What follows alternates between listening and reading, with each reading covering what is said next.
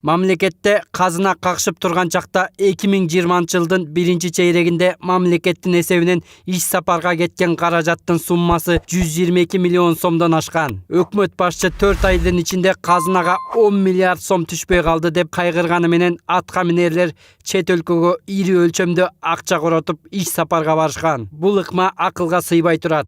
На сегодняшний день идут очень большие выпадения. Бүгүнкү күндө бюджеттин киреше тармагы чоң жоготууга учурады. Биринчи кезекте бажы тармагына байланыштуу. Себеби соңку мезгилдерде чек аралар жабылган. Бажы төлөмдөрү дээрлик 45%га төмөндөдү. Салык боюнча да киреше азайды. Бул импорт кыскарганына байланыштуу. Импорттун 70%ы Кытайдан келет. Импорттун кыскарышы ички өндүрүшкө да таасирин тийгизген.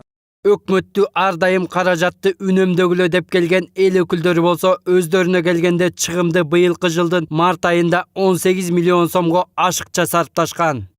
Депутаттар айлыгында кыскартыш керек болчу, жок дегенде 50%ке. Командировка расход жанагылардын баарынан отказ кылыш керек болчу. Үйлөрүнөн жашап аткандарынан отказ кылыш керек болчу.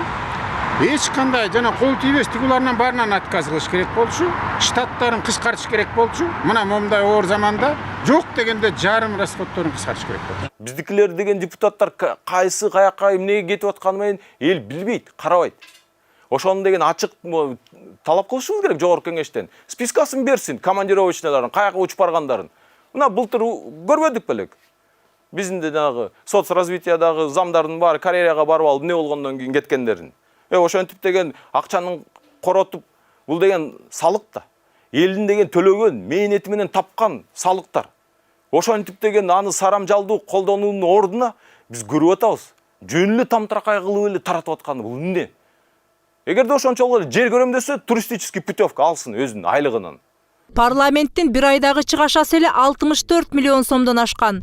Анын 48 миллион 379 миң сому кызматкерлердин маянасына кеткен. Чыгашанын көлөмү коюлган пландан 18 миллион 593 миң сомго ашыкча болгон. Ал эми аткаминерлердин 2020 жылдын 1-чейрегинде республикалык бюджеттин эсебинен мамлекеттик кызматкерлердин иш сапарларына 122 миллион 578 миң 595 сом жумшалган. Чыгашанын басымдуу бөлүгү тактап айтканда 45 миллион 823 миң 259 сом мейманканага корогон. Жалпысынан аткаминерлердин иш сапары менен парламенттин чыгымына 186 миллион сомдон ашык каражат сарпталган. Элдер кыйналып аткан маалда ушуга расход кылбай эле турса болмок.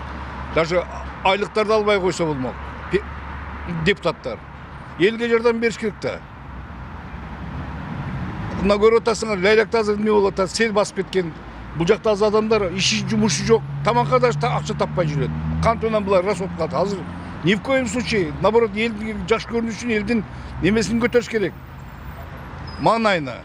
Мисалы үчүн могу жерде тытынып, пол жууп, карапайым эл эмне деген жумуш караң, бир 5-10 миң иштейт, алар болсо жатып алып эле бизнестери да бар, анан айлыктар да тим эле шумдук экен го. Ошону карапайым эл жанагы жетишпеген инвалид жанагы карачы, жана эмеде чыгып атпайбы? Квартираларда жана инвалид, карачы, нанга жетпеген элдер. Ошолор ыйман кирсе, ошолорго андан көрөк жардам берсе, булар Кудайды унутуп калды да. Азыркы биздин депутаттар, өкмөттө жүргөндөр кээде ойлойсуң асмандан түшүп калгандай. Алардыкы керек дегенде. О жердин түбүндө бирөө чакырса да ошол жака барышат. Ал өлкөгө пайдасын алып келеби, алып келбейби? Эч качан ойлонбойт. Ошон үчүн мен ойлойт элем, мунун баары куру кеткен акчалар. Ошентип эле кыскартып, азартып эметип эле, наоборот, эми алар чиновниктерде өздөрүнүн акча бар. Анан бул жөнөкөй эл, карапайым элде акча жок, ушундай кыйынчылык болуп атканда бул ойлойм командировка эмес эле, ушундай элге жардам берип эле. Кызматтын жакшы элге жардам берип эле жардам берсе депчи. Өлкө экономикасы кыйын кырдаалда турганда мамлекеттик кызматкерлерге жана пенсия, жөлөк пул үчүн июнь айында маселе жаралышы мүмкүн деген өкмөттүн билдирүүлөрү карапайым калктын үмүтүнө суу сепкендей болду. Бүгүн парламентарийлер өкмөттүн мындай жообуна нааразы болуп, убагында берүүнү талап кылышты. Бүгүн премьер-министр чыгып брифингке азыркы элде болуп аткан бүт бүдөмүк ойлорго так жооп берип койсо. Элде эмне деген мындай башаламандык, ар кандай түшүнбөстүктөр болуп атат. Биринчиден, элде азыр мындай сөз жүрөт. Июнда, июльда, августта пенсия менен пособияны төлөбөйт экен деген ушундай сөз жүрөт. Мына баарыңарга урматтуу депутаттар кайрылып атса керек.